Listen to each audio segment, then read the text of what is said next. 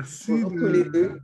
merci de participer au congrès Vers l'amour conscient organisé par l'Université de l'amour. Je voudrais dire trois mots, mais vraiment trois mots au sujet de votre parcours parce que il est très dense, il est très complet, il est très riche. Alors, je ne vais pas tout dire, je vais vous laisser vous en dire beaucoup plus que moi.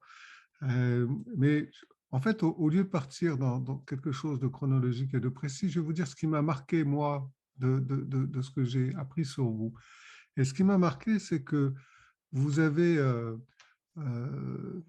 vous avez d'abord soutenu une thèse en linguistique, et puis simultanément ou quasiment, vous avez enseigné le yoga, et puis peu de temps après, après un séjour en Israël d'abord, ensuite vous êtes parti en Inde où vous êtes devenu ce qu'on appelle swami, vous nous en direz un peu plus, vous êtes revenu en France pour diriger un ashram, et puis à un moment donné, vous avez lâché tout ça et vous vous êtes tourné vers la vie terrestre,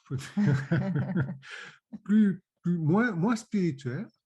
Euh, et dans tout ça, il y a ce fil rouge que vous racontez dans vos trois livres autobiographiques.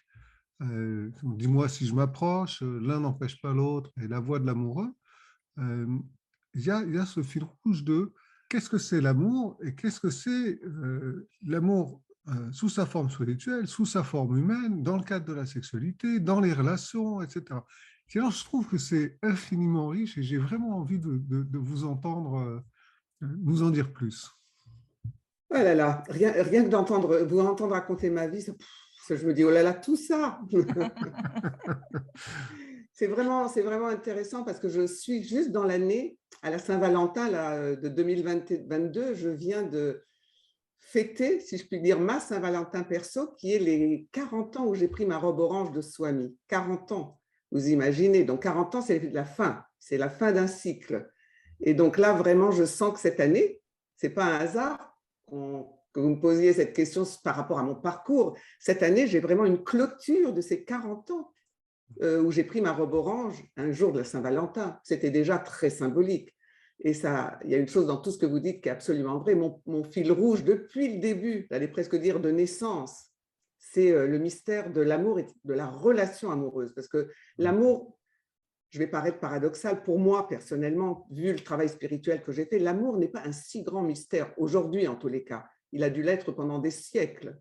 Mais aujourd'hui, il ne l'est plus vraiment. Par contre, l'incarnation de l'amour dans une relation amoureuse, là, je trouve qu'il y a beaucoup, beaucoup de travail et qu'on est seulement au commencement. Et je dis qu'avec ces 40 ans de clôture, j'allais d'une étape très importante de ma vie, s'ouvre pour moi l'ère du Verseau, qui est la voie de l'amoureux, qui est vraiment comment pendant les 1000 prochaines années, et je dis bien les 1000 prochaines années, de l'an 2000 à l'an 3000, on va rester dans toute la réflexion sur le deux, sur la relation, parce que l'amour de Dieu, l'union mystique, la fusion, tout ça, d'abord, c'est ce qu'on a sur quoi s'appuyer du passé. C'est tout ce qui a été fait jusqu'à aujourd'hui dans la spiritualité. Mais jamais on ne l'a confronté à la relation. Jamais on a confronté l'amour divin, même pas l'amour universel, à la relation, jusqu'à la relation sexuelle. Et ça, c'est vrai que c'est mon fil rouge. Ça, c'est évident. Donc, qu'est-ce que vous voulez que je vous dise de plus? Vous avez à peu près tout dit.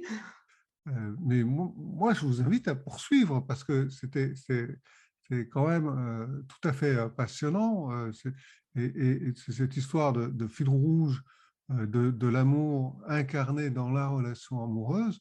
Ça nous intéresse vraiment d'avoir votre éclairage sur ce sujet-là. Mais moi, en plus, je suis ravie de parler à deux personnes. C'est déjà un symbole de ce nouveau monde de la spiritualité. Donc, c'est vrai que ma voie de l'amoureux, c'est devenu un... Alors, c'est d'abord un enseignement, bien sûr, que j'ai élaboré maintenant depuis plus de 30 ans. Mais aujourd'hui, il devient, à mon avis, il arrive enfin, il ne va pas être encore à la mode, mais il est enfin à l'heure du temps. Hmm.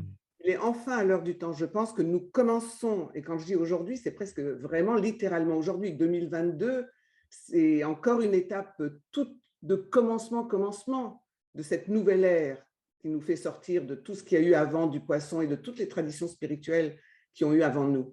Et moi, je pense qu'aujourd'hui, si on regarde ça d'un point de vue spirituel, il est capital de comprendre qu'il faut que tout le chemin spirituel aujourd'hui doit s'interroger sur l'incarnation en relation de tout ce qui a été acquis d'ouverture de conscience, d'élargissement de conscience à ce que c'est que l'amour, parce que l'amour, c'est un état de conscience. Ça n'est pas, c'est pas le relationnel, on n'est pas dans l'existentiel, c'est un état de conscience qui est très fortement lié à une conscience d'unité, ce qu'on a appelé traditionnellement la conscience d'unité, c'est-à-dire ce sentiment d'être un, d'être un avec le tout, d'être un avec le tout, et donc au maximum existentiel, d'être en interdépendance avec le vivant, mais avec tout le vivant. Et ça, c'est l'état de conscience de l'amour, qui a donné l'amour universel. Mais très souvent aujourd'hui, aimer tout le monde, c'est aimer personne. C'est-à-dire pas quelqu'un, pas un visage déterminé entre tous les visages. Et là, on est dans une toute autre aventure. Donc moi, je pense qu'aujourd'hui, en tous les cas, moi, c'est ce que je fais. J'élabore vraiment, la voie de l'amoureux, c'est l'élaboration d'un nouveau paradigme spirituel, où s'ajoute le développement relationnel à la quête spirituelle, au chemin du divin ou à la quête du divin. Et donc, c'est en fait une nouvelle mathématique, c'est apprendre à faire un, parce que c'est quand même un, la tradition, plus un. Et il y a beaucoup de spiritualistes aujourd'hui qui ont beaucoup de mal à faire cette addition.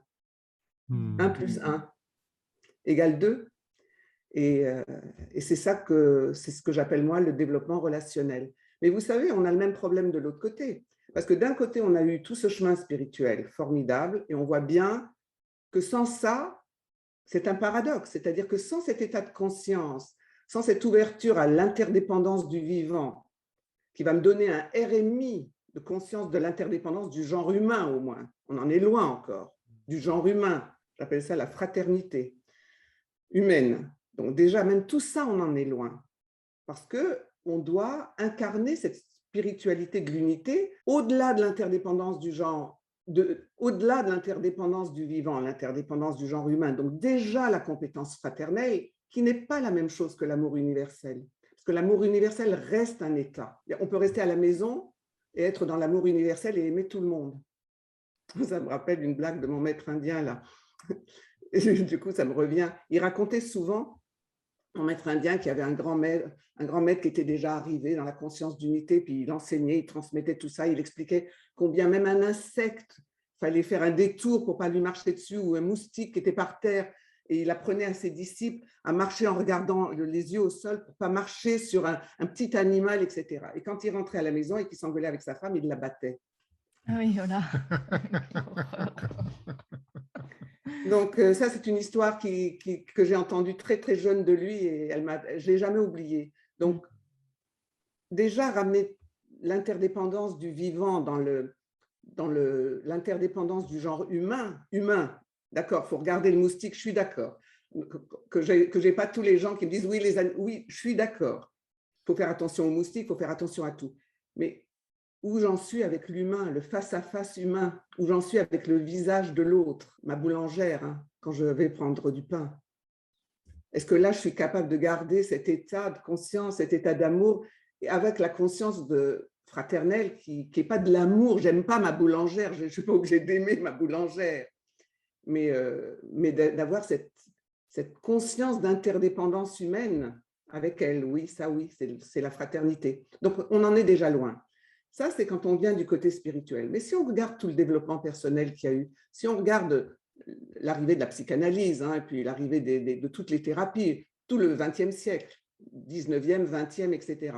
Si on voit tout ce qui a été fait pour le moi, pour pouvoir enfin exister, qui suis-je, où vais-je, où cours-je, enfin bon, moi. Mais tout ce chemin-là aussi, finalement, est arrivé à un, moi. Mais c'est que un. Tout le développement personnel, il arrive à sa personne. Donc déjà, on travaille sur une persona, qui est ce qu'on appelle le masque. Déjà, si on regarde ça d'un point de vue spirituel, on peut se dire, mais qui moi? Moi, c'est déjà que de la répétition. Bon, ça, c'est un autre sujet. S'il vous intéresse, je le développe. Mais moi n'est que mimétique. Moi n'est que la répétition de tout ce qu'il y a avant moi. Donc, je fais du développement personnel pour que moi, je me sente bien. Mais qui moi? Et donc là encore, on arrive à l'endroit où le 1 va arriver à l'impasse du 2. Et pour moi, la voie de l'amoureux, ce concept que j'ai élaboré, posé de développement relationnel, il est aussi important pour ceux qui sont en chemin spirituel que pour ceux qui sont en chemin de développement personnel. Dans les deux cas, la relation sera le test de réalité de leur relation au divin et de leur relation à moi, à soi-même. Et c'est l'autre qui finalement sera le test de réalité d'où j'en suis, de toutes mes grandes idées, de toutes mes libérations personnelles, y compris mes libérations spirituelles. Donc moi, ça c'est ma conviction. Moi là, je vous parle de ma conviction, c'est personnel. Moi, je suis persuadée que je suis en train d'élaborer un nouveau paradigme spirituel et un nouveau paradigme du développement personnel. Et ce sera en ajoutant le développement relationnel et à nos quêtes spirituelles et à notre travail thérapeutique. C'est super intéressant. Ouais, mais d'abord, je suis ravie d'avoir cet écho, parce que, mais vous voyez, je pense qu'il se fait aussi parce que c'est le moment. Parce qu'il ne faut pas cracher dans la soupe. Heureusement qu'on a eu tout ce développement spirituel, heureusement qu'on a eu tout le développement personnel, mais merci Freud, merci Jung et merci tout le monde. Heureusement, et on a encore besoin de ces outils. Mais je ne pense pas que c'est la future voie spirituelle et que c'est la future voie de développement personnel. C'est tout. Et ça, c'est vraiment, vraiment ma conviction profonde depuis 30 ans. Et aujourd'hui, il y a du dialogue. Et voilà, avec vous, je commence à entendre qu'il y a une oreille qui est prête à écouter ce nouveau paradigme que j'élabore vraiment. Parce que je suis sûre que la relation sera le test de réalité de toutes nos grandes idées, qu'elles soient spirituelles ou psychologiques. La relation nous teste tout le temps de comment ça s'incarne. Alors voilà le grand mot, vous l'avez utilisé, mais voilà le grand mot. J'ai commencé comme ça, hein. Maintenant, j'en suis là aujourd'hui avec le développement relationnel, mais j'ai commencé avec l'idée d'incarner sa spiritualité. Parce que je voyais… Alors, je vais vous raconter une autre petite histoire. Quand est-ce que j'ai su que j'avais un problème avec ma robe orange? Parce que pour moi, il faut que vous compreniez bien que j'avais 33 ans à l'époque, mais j'avais l'impression que j'étais arrivée au bout du banc. Je ne voyais pas ce qu'on pouvait faire de plus que de rester dans cet état de conscience et puis de le transmettre, de le porter, que sais-je. Enfin, j'étais jeune, j'avais des… Et mon maître indien est mort. Bon, je raconte tout ça dans mes bouquins, hein, donc je ne vais pas faire tous les détails. Justement, ils viennent d'être édités par J'ai lu dans Aventure secrète, avec des nouvelles couvertures magnifiques. Ça coûte 7,50 €, je crois, le bouquin, honnêtement. Si on veut entendre tout le parcours, il y a les 3 bouquins. C'est pour ça que je l'ai fait, pour ne pas avoir à raconter tous les détails chaque fois. Et puis aussi pour me délivrer, parce qu'un livre, ça délivre, hein. Donc, je l'ai fait aussi parce que c'était important pour moi de me délivrer de mon histoire. Parce que, encore une fois, tant qu'on est son histoire, c'est moi. Je suis mon histoire. Donc, c'est aussi important d'apprendre à s'en délivrer. Bon, parenthèse fermée. Et donc, mon maître indien meurt. Il me fait une passation vraiment incroyable avec un autre maître de la tradition kabbaliste, un maître qui enseigne la science initiatique qui s'appelle Ivanov, pour le nommer. Et j'avais déjà lu des bouquins, j'avais entendu déjà des choses, ça m'intéressait. Quand il est mort, mon maître indien, il m'a laissé avec un ashram, comme vous dites, plein de gens qui étaient des simples élèves de yoga, très gentils, très formidables et tout, et qui instantanément sont devenus des aspirants disciples. Donc, je me retrouvais posée comme gourou avec plein d'aspirants disciples. Je vous dis, j'avais 32 ans, il faut se remettre dans la situation. J'avais un ashram, un maître indien qui venait de mourir, mon père était déjà mort entre-temps. Bon, bref, j'avais toute une histoire derrière. Honnêtement, j'étais la tête sous l'eau et je ne savais plus quoi. J'appelle ça mes 3 ans de désarroi métaphysique, en fait. Et j'étais vraiment d'abord un grand désarroi métaphysique parce que j'étais sûre que j'étais arrivée avec ma robe orange. Et mon maître indien me transfère à cet autre maître kabbaliste. Donc, du coup, je retrouvais mes racines hébraïques, paradoxe de paradoxe, que j'avais quitté pour aller vers l'Inde, pour parler à Dieu en langue étrangère, parce que ça m'était plus facile. C'est souvent d'ailleurs plus facile de parler à Dieu en une langue étrangère, parce que la famille, c'est un poids au niveau religieux. Donc, je m'étais débarrassée de mon Dieu juif avec l'Inde, et là, je me retrouvais avec un Dieu chrétien, christique. mais via la Kabbale, donc via mes racines. Donc, j'ai passé quand même 3 ans de ce que j'appelle mon désarroi métaphysique, jusqu'à ce que je retrouve à peu près une alchimie qui commence à faire que je respirais à peu près correctement avec tout ça. Mais en tous les cas, l'histoire que je veux vous raconter, le petit passage, c'est que quand mon maître est mort, je suis donc partie pour avoir la paix, j'ai quitté Ashram et tout, et je suis partie dans la communauté d'Ivanov pour un Pâques, pour un congrès de 15 jours, juste pour me changer les idées. Et quand j'arrive, il me voit, il sait que je suis arrivée, il demande un rendez-vous. Bon, je me demande ce que me vaut l'honneur, mais j'ai rendez-vous avec lui. Et tout de suite, il me regarde et il me dit « Bon, ben maintenant, l'Inde, c'est fini. » Bon, d'accord. J'étais encore avec ma... je venais de la voir. Hein. Et puis, petit à petit, il y a des méditations. Et dans les méditations, chez lui, ils les font dehors, au soleil, au lever de soleil, à l'aube. Alors moi, encens, machin, silence absolu, petit son, enfin, bref, l'ambiance pour une méditation. Je n'avais pas l'habitude de méditer dehors. Le chant des oiseaux me dérangeait. Faut comprendre. Il y avait du bruit. La nature, elle fait du bruit. Et il y avait une autoroute en plus pas loin qui était en bas. J'entendais les voitures. Donc, méditer, ça faisait partie de mon désarroi métaphysique. Et un jour, après une méditation comme ça, où je me bats pour essayer de méditer et de ne pas entendre les oiseaux, je descends et le hasard qui n'existe pas fait que je me retrouve collée derrière lui à descendre la petite colline là, pour rentrer au centre. Et tout d'un coup, il s'arrête, j'ai failli lui tomber, lui rentrer dedans parce qu'il s'arrête net, il se retourne vers moi. Donc je m'arrête, il me regarde bien dans les yeux. Vous savez, vous connaissez les maîtres, comment ça travaille. Vous ne savez pas ce qu'il voit, mais vous savez qu'il voit. Et il me regarde, il me dit, dites-moi, est-ce que vous connaissez la couleur des yeux des gens que vous aimez? Puis il s'en va, il se tourne et il part. Et bien, je suis rentrée chez moi, dans ma petite maison, dans ma chambre. Et j'ai passé en revue tous les gens que j'aimais, même mes parents, ma sœur, machin. Impossible de savoir exactement. Je savais bien qu'ils avaient des yeux bleus, que c'était plutôt... mais il n'y avait aucune réalité à leur existence physique. Je me rendais compte que je n'aurais pas pu les décrire et ça ne veut pas dire exactement la couleur de leurs yeux. Ben, ça a été mon choc. Après mon choc d'illumination spirituelle, j'ai eu ce grand choc que j'appelle le choc de l'altérité. Je me suis rendu compte que l'autre n'avait aucune importance pour moi à part son âme. À part son âme et la beauté et de le ramener à sa dimension divine, à part Dieu en lui, honnêtement, savoir s'il aime le chocolat ou le café le matin plutôt que... Ça m'était complètement égal. Je ne voyais même pas l'intérêt qu'on pouvait avoir à s'intéresser à ce genre de choses. C'est une perte de temps. Moi, je regardais les gens, je captais, bon, ça m'est resté, je sens leur âme, je peux leur décrire leurs dernières incarnations, je peux leur dire les problèmes qu'ils ont, mais pas la couleur de leurs yeux.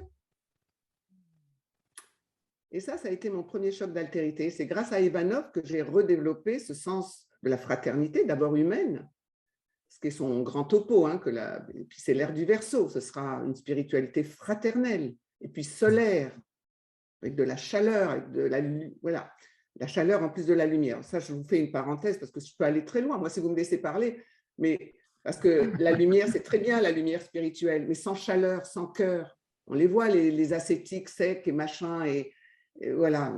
Mais par contre, ils ont la lumière. Ils ont la lumière, ils n'ont pas la chaleur du cœur.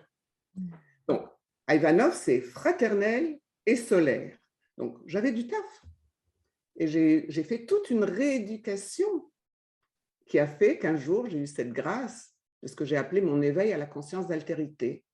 Après avoir eu cette grâce à l'éveil, ce qu'on appelle à l'illumination, l'éveil à la lumière divine, eh ben, j'ai eu une deuxième illumination qui a été l'éveil à la conscience fraternelle. Ça s'est passé dans les malls, les souterrains canadiens. Je ne sais pas si vous savez comment c'est au Canada, comme il fait très très froid, tout se passe en sous-sol. Donc, vous avez des souterrains énormes pour faire des courses, etc. Tout ça. Ben, croyez-moi ou non, mais un jour, je me suis assise, bon, j'étais au Canada, donc à ce moment-là, je me suis assise et je me suis juré que je ne me lèverais pas de ce banc tant que je n'aurais pas éprouver l'humanité de l'humain. Wow. Et je suis restée assise jusqu'à ce que ça m'arrive. Et là, je sais que j'ai eu un vrai éveil. J'ai vu l'humain dans l'homme, et pas juste son âme, et pas juste sa lumière divine, et pas juste sa beauté divine. Ce qui ne veut pas dire qu'elle n'est pas là, mais tout le taf, justement, en tous les cas pour moi, aujourd'hui, c'est l'alchimie des deux. Comment on peut incarner, on ne peut pas s'en passer de cet état d'éveil spirituel. Si on veut éprouver quelque chose de l'amour, de la véritable interdépendance du vivant. Et après, mais ça ne suffit pas. L'amour ne garantit pas la compétence relationnelle et l'amour ne suffit pas à être un amoureux. C'est un paradoxe, mais c'est vrai. On le sait tous bien. C'est pour ça qu'on passe des temps fous chez les coachs et les thérapeutes, parce que ça ne suffit pas. Mais ce qui serait bien, c'est que vous ayez plus de spiritualistes, c'est-à-dire des gens qui sont arrivés d'une certaine manière à l'amour, mais qui ont tout le boulot à faire pour s'incarner. Et ça, je le vois moi tous les jours, et j'ai de plus en plus de gens, parce que je pense que c'est l'heure, j'ai de plus en plus de gens très avancés spirituellement, et qui commencent à se rendre compte que le cœur, il n'est pas là, il n'est pas ouvert, et que sexuellement, n'en parlons pas. Bon, ça c'est un autre sujet. Moi, je ne sais pas sur quoi vous voulez qu'on va. Allons-y dans la sexualité, oui, bien sûr. Bien sûr, je trouve ça vraiment magnifique de vous entendre. Alors, je m'excuse, c'est vrai, on ne vous interrompt pas beaucoup. Mais bon, ce n'est pas de notre faute. Et si, posez-moi des questions. Vous nous racontez un chemin qui est un chemin d'incarnation par étapes, qui est absolument magnifique, avec cette nécessité d'entrer en relation, et pour entrer en relation, de reconnaître l'humanité de l'humain. Mais bien sûr que ça, je parle pour nous deux, mais Sabrina me contredira si elle n'est pas d'accord, mais évidemment que ça passe par la question de la sexualité à un moment donné. La sexualité, c'est l'ultime réalisation. C'est l'ultime réalisation. Bon, alors moi, je ne sais pas combien vous connaissez mon travail, mais moi, l'arbre de vie, c'est ma référence. L'arbre de vie kabbaliste, c'est ma grille de lecture. Je place ma réflexion toujours dedans, ce qui me donne un cadre et qui permet que ça reste très rigoureux. Et donc, si on regarde l'axe kabbaliste central, c'est effectivement, vous savez, les chakras, c'est Keter, c'est la couronne en haut. Donc ça, c'est la partie spirituelle, hein, c'est l'ouverture. On dit l'éveil, mais commençons par des réveils au moins, déjà des réveils spirituels suffisants pour avoir un petit éveil que ça est. Bon. Mais après, la descente, l'incarnation, elle passe d'abord par la gorge. Bon, ça, c'est déjà compliqué, c'est l'apprentissage de la parole. Ça me rappelle Lucchini. J'ai des trucs qui me viennent comme ça. Lucchini qui disait « les femmes jouissent par l'oreille ». Lacan le disait encore avant, d'une autre manière, mais un petit peu pareil. Et donc, ça demande comment on communique. Bon, alors, il y a déjà toute l'histoire de la communication. Parce que si ça, ce n'est pas ouvert, c'est déjà un problème. Puis après, il y a le cœur. Donc, il y a d'abord tout le travail du cœur. Donc, tout ça, c'est ce qui s'incarne ultimement dans le chakra racine, dans la base, et qui va permettre une sexualité différente. Alors, beaucoup de gens parlent de sexualité sacrée. Moi, je dis que ce n'est pas la sexualité qui doit être sacrée, c'est le sacré qui doit investir la sexualité. C'est pas la sexualité en elle-même. Moi, tous ces trucs-là de sexualité sacrée, ça ne me parle pas. C'est tout ce travail du sacré, de ces ouvertures spirituelles, plus l'ouverture du cœur, où je place l'éros. Donc, tant qu'on n'a pas un éros vivant, tant que l'énergie amoureuse qui est dans le cœur, qui est l'éros, et tant qu'on confond l'éros et la libido, par exemple, ça peut faire que des micmacs. Donc, moi, dans le travail que je fais, je pense qu'il faut d'abord entrer en contact avec son propre éros, c'est-à-dire l'amour de la vie, l'amour tout court, être un amoureux. C'est pour ça que j'ai appelé ça la voie de l'amoureux. Non, ce n'est pas un site de rencontre, c'est devenir un amoureux. Et un amoureux, ça veut dire avoir éveillé tout seul, je vais citer encore mon copain Johnny Hallyday, c'est d'avoir éveillé tout seul son envie d'avoir envie. Hein, l'envie d'avoir envie, on peut la mettre en fond sonore, on aura des problèmes avec les droits, mais ce n'est pas grave. C'était une idée très belle, cette histoire d'avoir envie d'avoir envie. C'est pour moi une des plus belles définitions de l'éros. Chaque fois on me dit c'est quoi l'éros? Bon, alors je dis énergie amoureuse et tout, c'est joli, non. Alors j'utilise à l'idée, parce que je trouve qu'il l'a très bien chanté et très bien dit, mais ce n'est pas lui, c'est comment il s'appelle, bon, moi les noms, hein, enfin, qui a fait les paroles. Et l'éros, c'est l'envie d'avoir envie. Et donc ça doit s'éveiller entre soi et soi-même. On ne peut pas attendre que quelqu'un nous l'éveille. Je vais avoir envie parce que tu existes. Je vais aimer la vie parce que tu existes. Ça, c'est le manque d'éros, justement. C'est l'endroit où on n'a pas commencé le travail de l'ouverture de son propre cœur pour libérer l'énergie qui en fait partie, qui est l'énergie amoureuse. C'est ça pour moi être un amoureux, une amoureuse. Hein. C'est d'avoir éveillé, d'avoir libéré l'éros du chakra du cœur, du centre énergétique du cœur. D'accord? Et donc de prendre la responsabilité, je dis bien de prendre la responsabilité tout seul, de faire tout le travail, d'éveiller son envie d'avoir envie et de regarder pourquoi on n'a pas encore de joie de vivre. Seulement la joie de vivre, d'être vivant. Donc ça, c'est la première grande étape. Après, on peut parler de comment… Et après, pour moi, c'est l'alchimie de ce sacré qu'on découvre là-haut, que certains appellent les états d'agapé. Enfin, moi, j'adore parler de la pulsion d'adoration. Je pense que quand on touche les plans là-haut de l'amour, on dégage, on libère la pulsion d'adoration. C'est cette capacité de dire « je t'adore ». Voilà, c'est une adoration, la capacité d'adorer. Ce n'est pas à la mode, hein, mais ça, c'est la partie sacrée pour moi. C'est comme ça qu'elle se manifeste. Puis après, elle se manifeste dans la chaleur du cœur, dans ce côté justement solaire, l'envie d'avoir envie. Quoi. On en veut, on en veut. D'accord. Après, demander de la libido, c'est là, il n'y a même pas d'envie. Après, il y a toutes les techniques. Mais si ça ne vient pas de l'éros, et si le chakra de la gorge ne permet pas que le sacré arrive d'en haut, ben, ce sera toujours une libido technique, si je puis dire. Bon, là, je vais citer Gainsbourg. Comment il disait, l'amour physique est sans issue. Sans issue. Voilà. Donc, si on veut vraiment qu'il se passe quelque chose de neuf au niveau de la sexualité, c'est vraiment une incarnation. Mais il faut avoir quelque chose à incarner. Hein. C'est comme les autres qui disent que la culture, c'est ce qui reste quand on a tout oublié. Ben, c'est pareil. L'énergie sexuelle s'incarne quand on a tout le reste. Il faut qu'il y ait quelque chose à incarner. Il faut qu'il y ait de l'âme à incarner, il faut qu'il y ait du cœur à incarner, il faut qu'il y ait du sacré à incarner, il faut qu'il y ait de l'amour de la vie à incarner. Alors là-bas, alors là, il va se passer autre chose. Là, il va se passer naturellement autre chose. Ouais, je trouve ça magnifique que vous nous décriviez tout ce processus comme une incarnation, c'est-à-dire une descente et non pas comme une ascension. Quoi, voilà. Une involution et pas une évolution. Ça, c'est encore un des petits pièges qu'on a ramassé de tout ce développement personnel. On a ramassé toute cette idée qu'il faut évoluer. Et donc, c'est du travail, c'est du travail. Vous savez, une ascension, c'est beaucoup de travail. Donc, on a toute cette idée de labeur, parce qu'il y a du travail sur moi, du travail sur moi. Donc, ça, c'est le petit piège du développement personnel. Il n'y a pas que l'évolution. Bien sûr qu'il faut qu'on fasse le boulot, mais on a aussi à simplement dégager les couches, ôter les bouchons de ce qui est déjà notre sublime beauté divine, notre sublime grandeur, notre souveraineté d'être.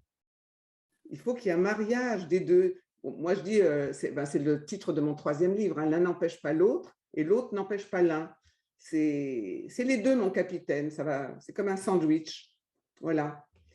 Et c'est pareil, ça fait du deux. Il n'y a pas un seul chemin. On est nous-mêmes doubles. On est moi et puis on est cet autre, ce grand autre en nous. Parce qu'on est déjà autre pour nous-mêmes. Déjà, c'est tout un travail déjà. Donc, voilà.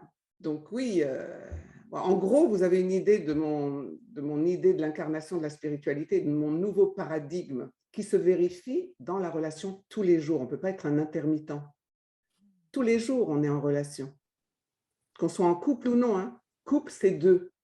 Donc, quand moi je dis couple, ce n'est pas juste l'amour et l'homme de ma vie. C'est chaque deux vient nous tester sur où on en est, et de notre spiritualité et de notre développement personnel. Et après, on comprendra mieux les problèmes sexuels, c'est évident. C'est élémentaire, mon cher Watson. Quand on fait 1 + 1 = 2. Et 1 plus 1, c'est-à-dire où j'en suis de ma spiritualité et où j'en suis de mon amour de la vie, de ma naissance. Combien j'ai dit oui à ma naissance, par exemple. Là, on est vraiment dans la partie du bas. Comment voulez-vous que tant que vous n'avez pas dit un oui radical à votre naissance, il y ait de la joie de vivre? Comment, du coup, il y aura de l'envie d'avoir envie? Comment il y aura de l'éros dans la libido? Si je n'ai même pas dit oui à la vie. Bon, ça, c'est ce que, dans mon 52 clés pour vivre l'amour, je les ai quand même tous décortiqués, hein, les problèmes. Et je dis à ce moment-là, il y a trop de monde dans la chambre conjugale. Tant qu'on n'a pas quitté son père et sa mère, pour reprendre la formule d'un de mes vieux amis aussi, mais voilà. Donc, il y a plein de travail à faire, mais c'est tout neuf. Il faut voir que c'est un nouveau paradigme aujourd'hui qui se met en place. Et il commence avec la conscience de l'autre. Déjà l'autre que je suis pour moi-même. Ça, c'est capital. Et en même temps que je suis un être souverain. Ça, c'est très, très difficile pour tous les manques d'estime de soi, les manques, etc., d'accepter qu'on est lumière. Donc, les deux à la fois. On a 1000 ans encore devant nous, ça va, il n'y a pas d'urgence. Mais et ça commence maintenant. Ce qui est important, c'est que quand même, les gens entendent que c'est maintenant que ça commence. On est à l'heure du temps. Moi, je suis persuadée qu'on a demandé de s'incarner dans cette époque pour ça, pour vivre ça, parce que c'est maintenant que ça se passe, c'est maintenant le commencement et tout est au commencement. Donc, on a une chance extraordinaire d'évolution et d'involution en ce moment, comme on n'aura pas avant un bon moment. Hein. Donc, si on n'en profite pas maintenant, après, on va avoir la vie normale de 1000 ans pour réussir tout ce qu'on dit maintenant. Mais c'est maintenant qu'il faut prendre conscience qu'il faut semer les graines. Je ne sais pas pourquoi, là, tout de suite, je pense au film qu'on vient de voir, au dernier de Lelouch, L'amour plus beau, plus fort que la vie. Plus beau que la vie, plus fort que la vie. Je ne sais pas pourquoi, j'ai ça qui me Et vient. alors? Et vous l'avez vu, et donc ça vous dit quoi? Bah, bon, on aime beaucoup Lelouch, enfin, toi en particulier. Surtout moi, oui. J'y suis allée pour faire plaisir à Guillaume. Bah, moi, le titre me parle beaucoup. Moi, je trouve que c'est un titre qui est vraiment très, très beau, très évocateur. Il y a beaucoup de sensibilité dans le film, beaucoup de... Oui, voilà, donc... C'est possible. Alors, moi, je n'ai pas vu le film. Alors, j'aime beaucoup Lelouch. En plus de ça, je lui dois beaucoup parce qu'il a soutenu mon film très tôt. Vous savez que j'ai fait un film qui s'appelle La nostalgie de l'ailleurs. Pour voir La nostalgie de l'ailleurs, lefilm.com, voilà. C'est pour tous ceux que ça intéresse parce qu'on ne peut pas parler de tout. Mais et il m'a soutenu tout au début. Il a été vraiment un grand cadeau. Bon, ça, c'est encore, on peut parler du film, c'est encore une autre histoire. Mais quand j'ai vu le titre du film, sur les affiches, etc., je me suis vraiment posé la question. Alors, je ne sais pas si j'aurai l'occasion de lui en parler, mais moi, j'aurais fait attention avec ce titre parce que c'est à nouveau remettre l'amour plus fort que la vie. Et ben, c'est exactement la problématique, et je pense qu'il l'exprime, c'est la problématique de tout un chacun. L'amour plus que la vie ou la vie pour incarner l'amour. Donc, la vie plus riche parce qu'elle permet d'incarner l'amour. Parce que l'amour sans la vie, eh ben, les anges, ils connaissent ça. Hein. Eh ben, pensez au film de Wenders, c'est pour ça qu'ils ont la nostalgie de venir incarner tout ça sur Terre. Et c'est mon film, hein, c'est toute l'idée de mon film, c'est tout mon concept de la nostalgie de l'ailleurs. Donc, si on n'a pas la vie pour incarner l'amour, à quoi sert l'amour? Sauf à vouloir être un ange. Donc, moi, je me suis méfiée. Quand j'ai vu le titre, je me suis méfiée. Vous voyez, ça me dit, est-ce que Lelouch, il n'est pas encore en train là de dire oui, l'amour, l'amour. Ben, oui, mais la vie, elle est là. Ce n'est pas plus beau que la vie. C'est l'amour dans la vie. Dans la vie. Qui est important. Enfin, moi, c'est ça que je lui aurais dit. Hein. C'est ça que je lui dirais si j'en ai l'occasion. C'est l'amour. C'est quelle chance la vie pour vivre l'amour. De toute façon, il l'a fait. C'est son sujet. Hein. C'est très intéressant. Pendant que vous parlez, je pense à Saint-Augustin qui a vraiment amené la séparation entre l'âme et le corps, et le rejet du corps pour travailler sur son âme, etc. Et je pense aussi au fait que Sabrina et moi, on a pratiqué pendant quasiment 10 ans le tantra. Et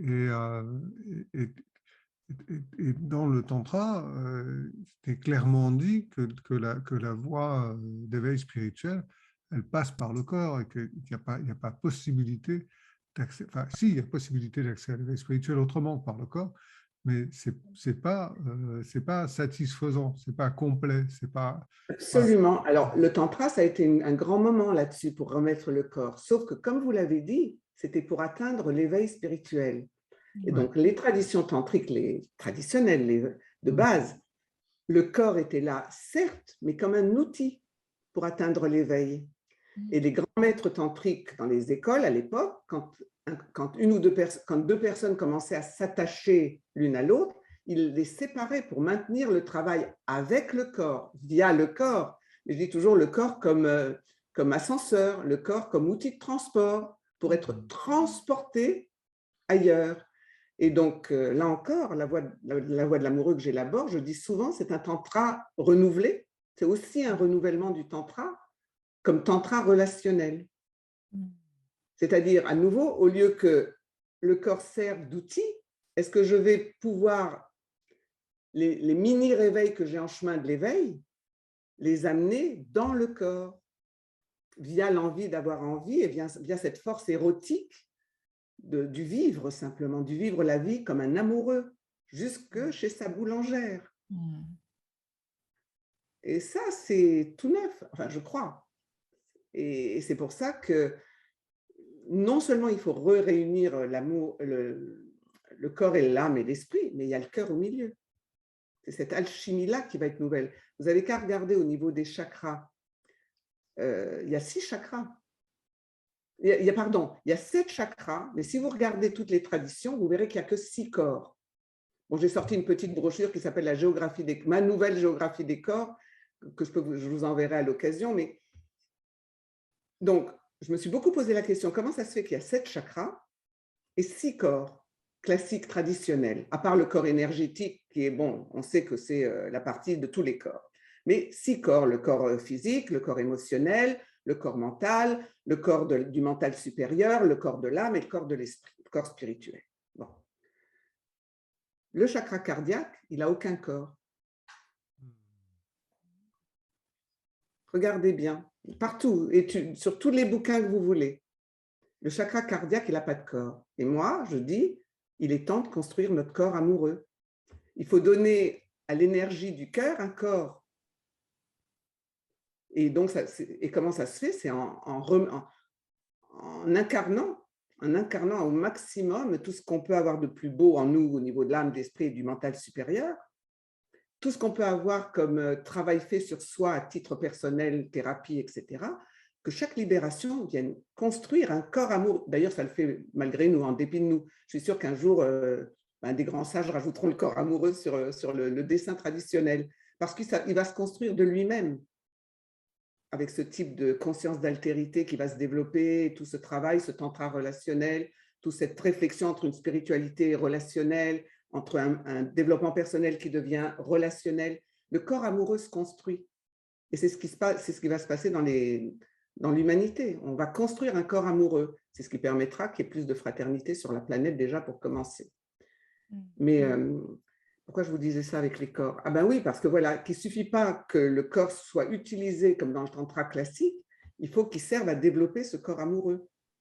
Et donc, il faut aussi faire descendre. C'est toujours le jeu entre l'évolution et l'involution dont on a parlé depuis le début. Les deux mouvements. L'un n'empêche pas l'autre et l'autre n'empêche pas l'un. Puisqu'on parle de tantra, moi j'aimerais beaucoup vous entendre parler du masculin et du féminin. On en a encore pour combien d'heures? Nous, on a le temps. C'est bien. Il est clair que quand on travaille à un nouveau paradigme spirituel comme le mien, quand on arrive au niveau de l'énergie cœur, la dualité, elle se manifeste par l'involution des deux principes, féminin et masculin, et que donc ça va involuer dans ce que j'appelle la danse du masculin-féminin, de l'énergie masculine et de l'énergie féminine. Donc là encore, on est deux, mais deux tout seuls, parce qu'on a cette énergie féminine et cette énergie masculine en nous, ce qui veut dire qu'à deux, on est 4. Donc, la danse du masculin-féminin est un quadrille, pas un duo. Un duo, ça donne des duels, forcément. Et donc, il faut passer au quadrille, il faut apprendre à danser le quadrille. C'est-à-dire, il faut savoir et avoir la conscience permanente qu'on est toujours 4 dans la danse du masculin-féminin. Et que le couple extérieur sera le reflet de notre couple intérieur, au niveau de notre énergie masculine et féminine. Bon, ça d'autres l'ont dit, ce n'est pas un scoop, contrairement au développement relationnel et d'autres choses qui sont des scoops. Mais ça, ce n'est pas un scoop, mais ça reste quelque chose d'important à comprendre. Mais ce qui est plus important encore à comprendre aujourd'hui, c'est que derrière les deux, là, derrière notre énergie masculine et féminine, il y a beaucoup de monde. Ça, c'est mon bout à moi. C'est-à-dire que toutes les lignées du féminin et toutes les lignées du masculin, et pas seulement transgénérationnelles, mais ça remonte vraiment à tous les échos mémoriels de notre voyage d'âme. C'est ça qui fait aujourd'hui, là où on en est, de notre énergie féminine et masculine personnelle. Et donc, là encore, si on ne comprend pas que ce n'est pas nous, que tout ça, que notre féminin masculin nous ont précédés, même que notre désir nous a précédés par rapport au masculin, à l'homme et à la femme, si on ne comprend pas que ça vient avant nous, si on n'a pas l'humilité, si je puis dire, d'accepter que l'autre nous précède, notre féminin et notre masculin, on n'arrivera jamais à le libérer de ce que j'appelle la prison mimétique, la prison de la répétition. Répétition du même. Du même. On ne peut pas devenir autre, on est dans la répétition du même. Et après, il y a le fameux « est-ce que tu m'aimes ?» Est-ce que tu m'aimes pareil que… Est-ce que tu m'aimes? C'est la pire question. Parce qu'on voit bien la phonétique. Est-ce que tu m'aimes? M-E, M-E. Comme je me pense, comme j'aimerais être aimé. Mais comme qui? Est-ce que tu m'aimes qui, moi? Moi qui suis un autre et tous ces autres qui m'ont précédé. Donc, tant que la conscience n'est pas là, ça c'est mon bout de travail, tant que cette conscience n'est pas là sur la danse intérieure de notre féminin masculin, il y aura toujours du rapport de force. Il y aura toujours de la violence dans la danse du masculin-féminin extérieur. Toujours. Parce qu'on sera en train de se battre contre le fait qu'on n'est pas, comment je dirais, on n'est pas reconnu comme nous-mêmes, mais on n'est pas nous-mêmes. Donc, on est en train de se battre pour une illusion. Aime-moi comme je suis. Mais qui je? Puisque tu es autre.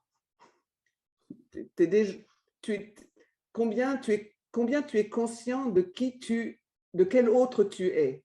Et est-ce que tu es en accord complet avec l'autre que tu es? Alors là, vous me parliez d'exercice. Oui, il y a un exercice à faire pour être sûr qu'on a récupéré, ne serait-ce que de nos parents, ce à quoi on accepte de ressembler et ce à quoi on n'accepte pas de ressembler. Mais il y a un endroit où on peut reconnaître ce qu'on leur doit et l'assumer. Et un endroit où on va dire ça, j'assume pas du tout, du tout, du tout. Et à ce moment-là, il faudra poser des nouvelles valeurs en fonction d'un autre modèle qui me précède aussi. Hein, parce que j'invente rien. J'invente rien. La valeur que j'ai, il y a un autre modèle qui l'a eu avant moi. Ça, c'est très dur à encaisser. Bon, ça, c'est un autre bout. Et ça, je ne sais pas si c'est notre sujet maintenant, mais c'est un bout sur lequel je suis en ce moment, qui est se libérer de la prison mimétique par rapport à la danse, pour que la danse du masculin-féminin se danse mieux. Et qu'est-ce que ça veut dire se danse mieux? C'est sans rapport de force. Ça, c'est le poison du couple quand même. Et oui. En tous les cas, à mon sens, c'est le poison du couple. La lutte de pouvoir. Ouais. Reconnais-moi, moi. Cette prison mimétique, elle se joue, vous avez dit dans le transgénérationnel, c'est-à-dire par rapport aux parents, grands-parents, les lignées dont nous sommes issus génétiquement, on va dire. Et vous dites qu'elle se joue aussi dans le voyage d'âme, c'est-à-dire dans les incarnations successives. Tout à fait. Dont on n'a, par définition, pas connaissance. Connais-toi toi-même et tu connaîtras tes antécédents, pour paraphraser. D'abord, oui, il y a un mimétisme organique. Celui-là encore, ce n'est pas un scoop. Je ne suis pas la première à en parler. Mes ancêtres, mes aïeux, tout ça, celui-là, il est à peu près bien exploré. Mais il y a aussi un mimétisme spirituel et celui-là, il n'est pas très exploré. Et celui-là, il m'intéresse énormément. Le mimétisme de nos croyances religieuses, le mimétisme de nos croyances spirituelles, de nos valeurs, de notre éthique. Ça, c'est des mimétismes très forts spirituellement. Par exemple, ma robe orange, c'était clairement un mimétisme. Ça m'était super facile de retrouver tout ça. Contrairement à d'autres pour qui ce serait la chose la plus difficile au monde. Pour moi, je rentrais à la maison. Je rentrais à la maison. Et j'ai eu la grande chance d'avoir eu un maître indien et d'avoir super iconoclaste, suffisamment iconoclaste pour me dire « va plus loin ». Ne reste pas là, alors que c'est lui qui m'avait amené à la robe orange, parce qu'il fallait que je retrouve. Encore une fois, il faut honorer ce qu'on veut quitter. Donc, il a fallu que je le retrouve et j'ai fait un gros travail. Mais je vous dis, les 3 années de désarroi métaphysique, ça a été, fallait aussi être infidèle à mon passé, à mes modèles mimétiques précédents. Donc, il me fallait des nouveaux modèles. Alors, la grande question, elle est, ah ben, on ne peut pas vivre sans modèle. Ben non. Et ça, c'est très dur pour notre ego. C'est très dur pour notre orgueil. C'est pour ça que c'est très dur à faire passer tout ce travail que je fais, parce que ça demande d'accepter que oui, on ne peut pas tout seul. Il y a de l'autre, mais ça va très très loin. Je suis contente d'avoir cette réflexion avec vous. Enfin, je vais loin là, hein, mais il faut comprendre qu'il y a de l'autre. C'est pas juste, il y a quelqu'un d'autre. Il y a de l'autre fondamental, c'est-à-dire il y a toujours de l'autre. Donc, quoi que je me raconte, il y a quelqu'un qui m'a précédé, ultimement Dieu, le Créateur. Donc, même arrivé là, il aura été avant moi. Donc, au mieux, je peux être mimétique à ce modèle de lumière, de perfection. Alors, bon, d'accord. Mais en route, il y en a beaucoup. Hein. Et donc, ça, c'est le bout que je rajoute au mimétisme par rapport au transgénérationnel et tout ça. C'est d'accepter de travailler sur un mimétisme spirituel et aussi ce que j'appelle le mimétisme de la grande histoire. La Shoah, les grands qui nous ont fait. Et tant qu'on ne change pas de modèle en conscience, c'est-à-dire tant qu'on ne reconnaît pas le modèle, et tant qu'on n'en change pas en conscience, on se croit libre, mais on ne l'est pas. On est libre que d'avoir reconnu le modèle et de l'assumer en toute humilité et admiration tranquille.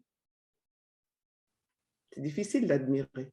J'ai très, très envie de vous entendre donner votre définition, enfin votre vision de ce que nous avons appelé l'amour conscient, puisque le congrès s'appelle Vers l'amour conscient. Alors, vous avez brossé un tableau magnifique qui est très vaste, et du coup, j'ai envie de vous entendre là-dessus. Ben, je vais vous dire que c'est très simple. C'est l'étape indispensable.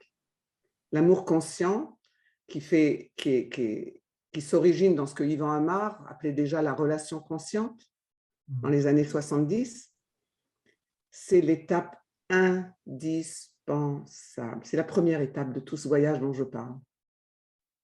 C'est de passer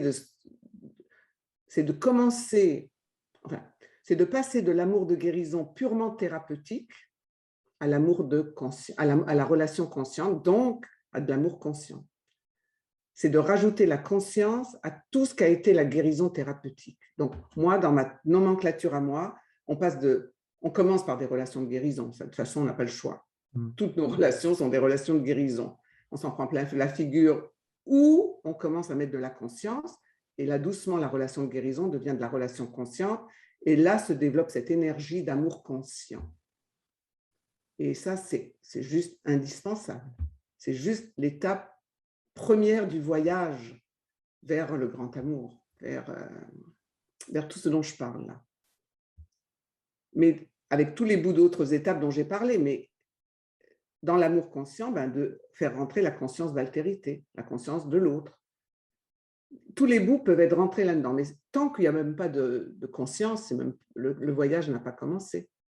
Donc l'amour conscient, c'est, comment je dirais, c'est le moteur de tout le voyage de la voie de l'amoureux. C'est le moteur. Tant qu'on n'a pas allumé ce moteur, et tant qu'une relation n'est pas devenue une relation consciente, la route du grand amour sera encore beaucoup plus loin. Et donc, ce n'est pas la peine de parler d'autre chose. Ce n'est pas la peine de parler de féminin sacré, de masculin sacré, de sexualité sacrée, de tout ce qu'il y a de sacré, si on n'a pas commencé à exercer, à cultiver la relation consciente et à développer ce RMI de conscience en amour, qu'est l'amour conscient. Alors là, pour moi, ça c'est l'évidence. Et donc, ce que vous faites, c'est l'étape incontournable. Incontournable. Et qui va tout à fait dans le sens de ce que je raconte, parce que c'est la conscience qui fait qu'on va pouvoir petit à petit accepter que je suis autre, même pour moi-même. Donc, si on n'a même pas ce RMI d'amour conscient, quand on va s'aimer soi, on sera à nouveau pris dans toutes les illusions du moi. Alors maintenant, moi, c'est moi qui m'intéresserais. Je serais curieuse de savoir qu'est-ce que vous appelez l'amour conscient pour justement frotter nos pensées là-dessus, pour voir s'il y a des différences ou s'il y a des... C'est important. Qu'est-ce que vous appelez l'amour conscient? Bon. Non, vas-y.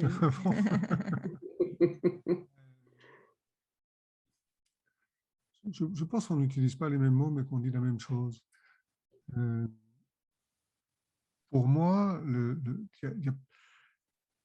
n'est pas possible d'être dans l'amour sans être conscient de l'être. Alors, c'est-à-dire, nous sommes tous dans l'amour sans être conscients de l'être, mais ça ne nous sert à rien. Tout à fait d'accord. Si, ça nous sert à souffrir. Oui, c'est ça. Ça nous sert à souffrir. Bon, ça fait des clients en thérapie. Ça fait des clients en thérapie et ça finit par réveiller. C'est pour ça que la plupart des premiers réveils se font par la souffrance. La souffrance a cette utilité-là. Bien sûr. Et après, le job, c'est effectivement de mettre de la conscience sur ce qui se passe et de découvrir que ce qui se passe, c'est de l'amour, pour ensuite pouvoir avancer d'abord dans son chemin relationnel, amoureux, de couple, ou quel qu'il soit, enfin voilà. Et sur ce chemin-là, naturellement, aller dans un chemin d'amour spirituel, mais d'amour spirituel incarné dans le corps. Et du coup, effectivement, pour moi, la voie pas unique, mais essentielle, passe par la sexualité, oui, bien sûr. Une sexualité consciente, elle aussi. Voilà, voilà. Et c'est ça qui est très important. Donc ça, c'est sûr que c'est incontournable. En fait, de toute façon, sans ça, la suite de quelques éléments que j'ai pu dire ne peut pas fonctionner. Et on peut ramener les éléments dans tout ce que vous dites. C'est vrai qu'une sexualité consciente, ça change beaucoup de choses. Ou d'être conscient de ce qui se passe dans sa sexualité, ça change beaucoup de choses. Et de pouvoir en parler. Vous voyez, on revient, ben oui, mais on revient à la première étape dont je parlais. C'est la capacité d'en parler. Et c'est une des choses les plus difficiles. C'est de libérer la parole vraie, et de pouvoir communiquer ce qui se passe dans la sexualité avec son partenaire. Il s'est bloqué là, souvent. On est d'accord. On a fait une formation là-dessus. Oui. Le fait de dialoguer au sujet de sa sexualité dans son couple, déjà. 7 jours pour tout vous dire.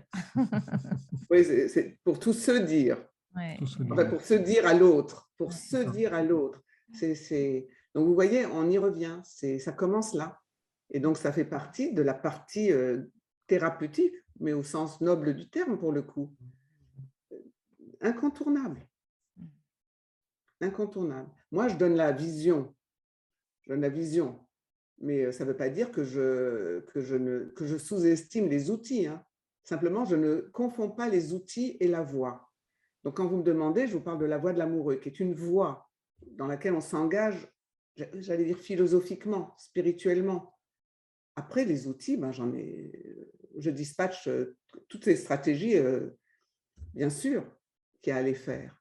Mais malheureusement, trop souvent, on confond l'outil et la voie. Et quand on fait ce travail sur la sexualité et tout, c'est dans quel désir? Ça, c'est la question que moi je poserais. Dans quel désir? C'est quoi votre désir après ces 7 jours? Pourquoi vous faites ces 7 jours?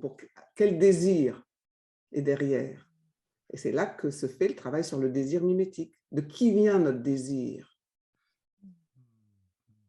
Donc ça, si vous ajoutez ça, vous verrez que ça ouvre des perspectives grandioses.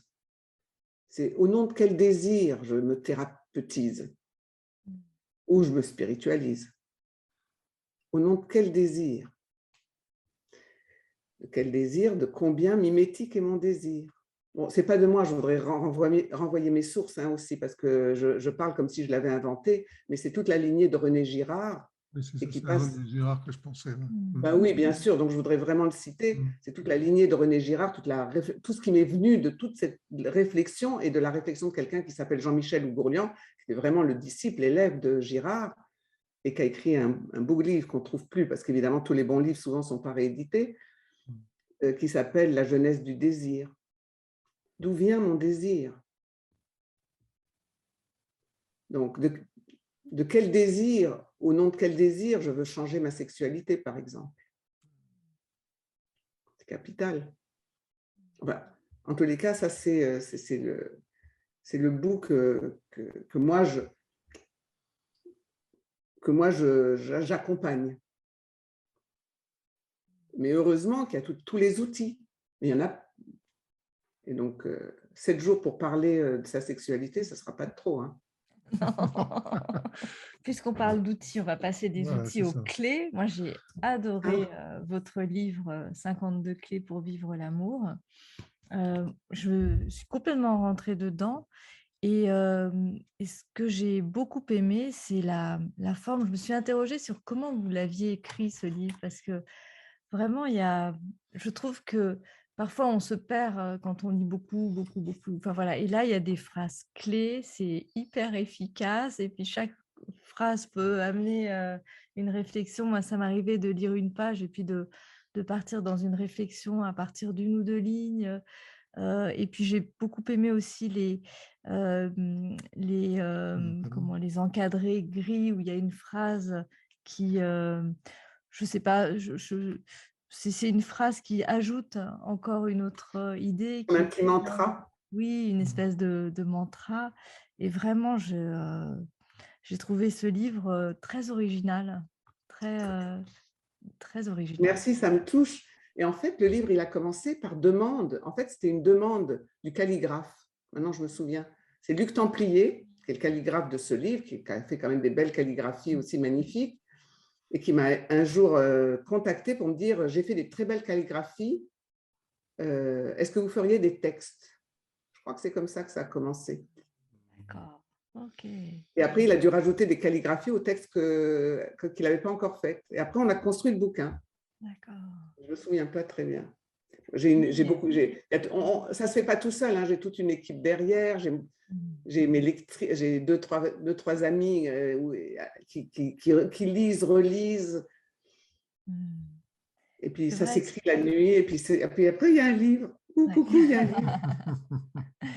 Et c'est vrai qu'il y a un vis-à-vis comme ça avec le texte et chaque calligraphie. Ça donne un rythme aussi à la lecture qui est original. Tu voulais lire un passage, c'est ça? Oui, je ne sais pas, celui-là. Celui-là, par exemple. C'est « Mon amour, mon frère ». On a choisi de lire un petit passage. Voilà. Ah, sympa.